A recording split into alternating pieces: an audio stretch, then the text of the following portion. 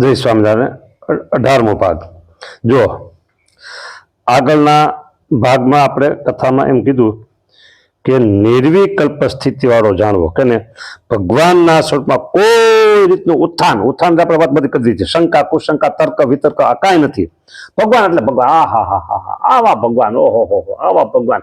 બસ ભગવાનના દર્શન કરતા હોય ત્યારે આમ ભગવાન દિવ્ય ભાવે. જો હવે આ વાઘા ભગવાને થોડાક આમ ખેસ ધરાવ્યો છે ને આમ હાર ધરાવ્યો છે ને આમ ઓલું છે ને ત્રાસું છે ને ઓલું વાકું છે ને ઓલું આમ છે ને હરખું કળશલી પડી ગયેલી છે ને આવી કોઈ દ્રષ્ટિ આપણે દર્શન કરતા હોય ત્યારે આપણે એટલે કે ખામી વાઘા ધરાયો એમાં શણગાર કર્યો એમાં એ ખામી કોઈ આપણે જોવાય નહીં. એ ભગવાન આમ સ્વરૂપ મુખારવિંદ આમ તમે નિરખીન એવા દર્શન કરો. ભગવાનના મુખારવિંદ નિરખીન આ પૂજારી કરે હાર તાહાવ ધરાવ્યો છે સરખો હાર નથી. પછી પેલા બધા ઇમિટેશન હાર હોય બરાબર એમાં તાહાબાંગો રહી ગયો છે. રૂમાલ આમ ધરાવ્યો છે, હાથમાં ફૂલ આવું છે, ગજરો આમ છે તેમ છે. એ કાંઈ ખોટ આપણે કઢાય નહીં બરાબર. ભગવાન તે ભગવાન બસ. આવા ભગવાન ક્યાં મળે? ઓહો હો જે સ્વરૂપ અક્ષરધામમાં બિરાજમાન છો, જે સ્વરૂપ અક્ષરધામમાં બિરાજમાન છે એ જ આ સ્વરૂપ છે. ઓહો હો એ આપણે 13મા વચનામાં આપણે બધા વાત જોઈ ગયા છે. અને મારો ગુરુ તો છે ને મને આ વાત કહેવાનો વારંવાર આમ વિચાર થાય. મારા ગુરુ એમ કહેતા કે એ એટલે અક્ષરધામમાં આ એટલે આપણે દર્શન કરી છે. એ આ અને આ એટલે આપણે જેના ત્યાં દર્શન કરીએ અને એ એટલે અક્ષરધામમાં એ એ બસ. એ એટલું સમજાય જાય ને. ફક્ત બે જ અક્ષર છે એ બીજો આ બે જ અક્ષર સમજાય જાય એટલે ભગવાનના સંપૂર્ણ દિવ્ય ભાવ આવી જાય. ભગવાનમાં સંપૂર્ણ દિવ્ય ભાવ આવી જાય.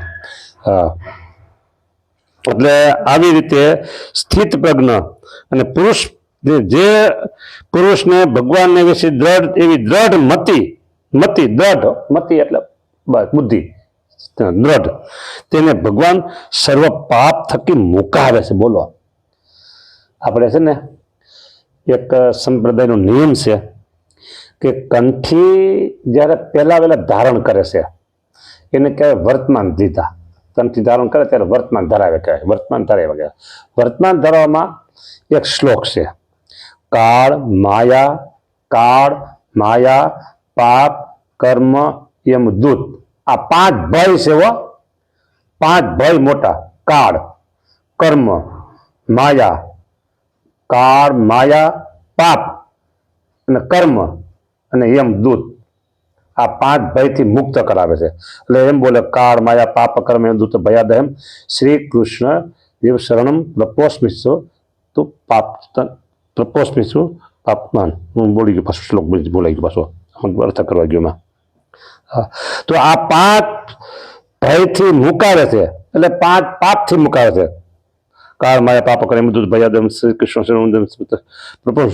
પાતું મામ બરાબર. તો અહીંયા એમ કીધું કે ભગવાનને વિશે દ્રઢમતિ હોય તેને ભગવાન સર્વ પાપ થકી મુકાવે છે. હવે અહીંયા સંદર્ભ આપ્યો ગીતાનો શ્લોક. ગીતાનો શ્લોક કેટલામો છે એ તમને કહી દઉં હતી અને શ્લોક શું છે એ પણ કીધું વાત કરી દી. 18મા અધ્યાયમાં 66મો શ્લોક છે. શ્લોક છે સર્વધર્માન પરિત્યજ્ય. અમારા ગુરુ આ શ્લોક બહુ બોલતા. ઊંચો હાથ કરી સર્વધર્માન પરિત્યજ્ય મામેકમ શરણમ વ્રજ. ઊંચો હાથ કરે. હા જમણો હાથ ઊંચો કરે અને પછી પેલી આંગળી તર્જની એ પાછી ઊંચી કરી આંગળી કે સર્વધર્માન પરિત્યજ્ય મામેકમ શરણમ વ્રજ અહમ ત્વામ સર્વે પાપેભ્યો મોક્ષ અહમ ત્વા સર્વે પાપેભ્યો મોક્ષયિષ્યામિ મા શુચ. લ્યો હવે એનો અર્થ એવો થાય છે કે અર્જુન તારા મનના માનેલા બધા ધર્મોને સંપૂર્ણપણે તું છોડી દે. મનને ધારું છોડી દે. મનના માને ધર્મ બરાબર. તું મારા એકના શરણે આવ, તું મારા શરણે આવી જાઓ. તારા મનના માનેલા બધા ધર્મ, હું આમ કરું તો આમ થાય, આમ કરું તો આમ થાય, આમ કરું તો આમ થાય, આમ કરું આમ થાય, બરાબર. એ બધા ધર્મ મનના માનેલા છે. નહીં મેં અત્યારે જે છે ને, જે મનમુખી ભગત છે ને, મનમુખી ભક્ત હોય છે ને, મનમુખી, એને તો શ્રાવણ મહિનામાં, આ શ્રાવણ મહિનો હોય ને, કેટલા મનમુખી ધર્મો રાખાય છે. એને તો મનમુખી હોય, ગુરુમુખી એની વાત નથી. એ તો ગુરુ કેમ કરે, બરાબર. આ મનમુખી, આ મનમુખી ધર્મો બધા રાખ્યા હોય, પાછું નિષ્ઠામાં જીરો હોય, પાછા નિષ્ઠા ન હોય ભગવાનની. હા, જે કરે બસ આય ભગવાન, આય ભગવાન, આય ભગવાન. આપણે બધા હરખા લ્યો. હવે એનું શું કેવું, આપણે બધા હરખા, એટલે નો હરખા બધા મનાય. હા, પછી કે છે સર્વધર્માન પરિત્યજ મામેકમ શરણં વ્રજ. અહમ એટલે હું, ત્વા એટલે તને, સર્વ પાપેભ્યો બધા પાપોથી મુક્ત કરીશ, મોક્ષયિષ્યામિ મા શુચ. તું શોક કરીશ માં ભાઈઓ, શોક કરીશ નહીં તું, તને હું મુક્ત કરી, બધા પાપોથી મુક્ત કરી. વિચાર કરો, ભગવાનની શરણાગતિ કેવી જોરદાર કહેવાય, કે બધા જ પાપોથી આપણે મુક્ત કરી દો. બોલો. હવે એક માખી અથવા મચ્છર, મચ્છર આપણે કરતું હોય, માખી કનડતી હોય. માખી તો લાગમાં ન આવે, પણ મચ્છર લાગમાં આવી જાય, ફાટ કરે, આમ કરે, મરી જાય. કોક જો અરે એ પાપ કર્યું છે કે, હું પાપ કર્યું કે, હા એવું થઈ જાય. હવે મોટું કંઈક મરી ગયું હોય, ઉંદરડું શકલું તો વધારે પાપ થાય. બીજું કાંઈક વધારે પ્રાણી મરી ગયું તો વધારે પાપ થાય. એમાં મોટા પ્રાણી હિંસા થઈ ગઈ હોય તો વધારે પાપ થાય. એટલે પાપ, હવે આનું મારે શું કરવું, હવે શું કરવું?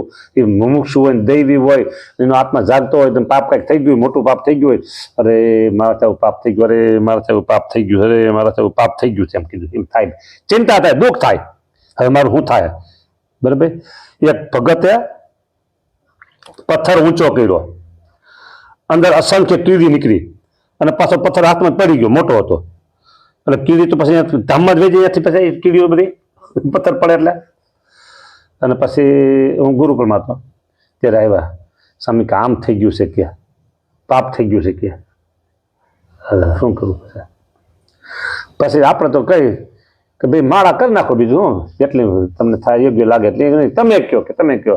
હા, તો અમે પછી કહી, તો પછી 25 માળા કે 50 માળા કે 100 માળા કઈ પછી તો, એટલે પછી થઈ ગયું, બરાબર. તો હવે આ પાપ થઈ ગયો, શું થાય હવે? એમ દુઃખ થાય ને. તો અહીંયા એમ કે છે કે સર્વધર્માન પરિત્યજ તમારે એકને શરણે આવી જા, બસ દરેક પાપ થકી તને મુકાવી દઈશું. આ ભગવાનનો આશરો કરવો ને ભગવાનની જે શરણાગતિ છે ને, આ મોટા મોટો આપણે લાભ છે, સમજાને? મોટા મોટો આપણે ફાયદો છે, મોટા મોટી આપણી આ પોઝિટિવતા છે. બોલો, નેટ પ્રોફિટ છે આપણે, નેટ પોઝિટિવ ને નેટ પ્રોફિટ છે આપણે આ, કે ભગવાન શરણે આવ્યા એટલે ભગવાન બધા પાપથી આપણે મુક્ત કરી દીધું. સંશય કેમાં, શોક કેમાં કીધું, હા શું શોક કરીશ માં? હા, માં શું શોક નહીં કરતો તો નચેન થઈ જા, નચેન થઈ જતું, નચેન થઈ જાય, કે આવી બધી વાતો આમાં કરી. હવે આગળ આપણે જઈએ. હવે આમાં એવું કીધું કે ગોપીઓની પેઠે અતિશય માતમ સમજા. કોણ? ઉદ્ધવજીને વ્રજમાં મોકલા ત્યારે ગોપીઓની વાણી સાંભળી પણ કોઈ રીતે સંશય ન થયો. સામું ગોપીઓનું માતમ અતિશય સમજા ઉદ્ધવજીઓ. કોનું માતમ સમજા? ભગવાનના સંબંધ વાળી ગોપીઓનું. આગળ બધા દ્રષ્ટાંત દીધા છે, હું છોડી દઉં છું વચનામૃતમાં, બરાબર. હા, ભગવાન તો પાપ થકી અજ્ઞાન થકી મુકાવી પોતાના ભક્તને અભય પદ આપે છે. હાલો, નથી છોડવું, મૂકી લઈ લીધું, બરાબર. હા, ભગવાન તો પાપ થકી ને અજ્ઞાન થકી મુકાવી અને પોતાના ભક્તને અભય પદ આપે છે. લ્યો, આનાથી આપણે આશરો કરવાથી આનાથી મોટું બેનિફિટ કયું હોય? કયો? અભય પદ ભગવાન આપને આપે છે, અભય પદ આપે છે. બોલો, આ મોટા મોટા આપણી આ શું કહેવાય બેનિફિટ છે. અભય પદ આપે છે. એવો મોટો સ્વાર્થ જાણ્યો હોય ભગવાન પ્રત્યે તો કોઈ રીતે ભગવાનનો અવગુણ આવે નહીં. જોકે આ વાત બહુ અશક્ય છે. લગભગ મોટા ભાગના ભક્તોને ભગવાનનો અવગુણ ન આવે. હા, પણ એક વાત અહીં નથી છતાં કહી દઉં, ભગવાનનો અવગુણ ન આવે પણ ભગવાનના સંતનો અવગુણ બહુ આવે. સંતનો અવગુણ આવે. શું કામ અવગુણ આવે? કે પોતાના મનનું ધાર્યું ન થાય ને ત્યારે. હા, હવે એ સામે તો આમ છે, પછી ત્યાં સુધી પૂગી જાય કે પછી બાવા કહેવાય લ્યો કે ત્યાં સુધી પૂગી જાય. એ તમે બધાને લાગે હાગમટે બાવા કહી દો અને હાગમટે તમે આમ કહી દો, બરાબર, બધાને કહી દો, નાના મોટા બધાને, ત્યારે તમને ભગવાનના સ્વરૂપનો નિશ્ચય નથી. નહીતર એમ થાય કે આ ભજન કરે છે, ઘર સંસાર મૂકીને આવ્યા છે, ભગવાનની ભક્તિ કરે છે, સત્સંગ કરે છે, સત્સંગ કરાવે છે, કેટલા જીવોને ભગવાન ઓળખાવે છે, આવું દેખાય તો કોઈ દી બાવા શબ્દ વાપરે નહીં અને અવગુણ આવે નહીં. બરાબર, હરીશ જે હોય તે હવે આ તો આવ્યું એટલે આપણે થોડુંક કીધું. હા, બરાબર. અને જ્યારે ઉદ્ધવજીને વ્રજમાં મોકલા ભગવાને, ત્યારે ગોપીઓની વાણી સાંભળી પણ કોઈ રીતે સંશય ન થયો. સામું ગોપીઓનું મહત્તમ અતિશય સમજાવો. ગોપીઓ કોણ હતી? ભગવાન ભક્ત. તો મહત્તમ સમજા કેટલું? અતિશય મહત્તમ સમજા. જો એમ સાધુનું પણ મહત્તમ અતિશય સમજવું જોઈએ. માટે જેને ભગવાનનો અચળ આશ્રય થયો હોય, સાંભળજો, ભગવાનનો અચળ આશ્રય, અચળ ભરોસો ભગવાનનો, જોઈએ જનને જરૂર.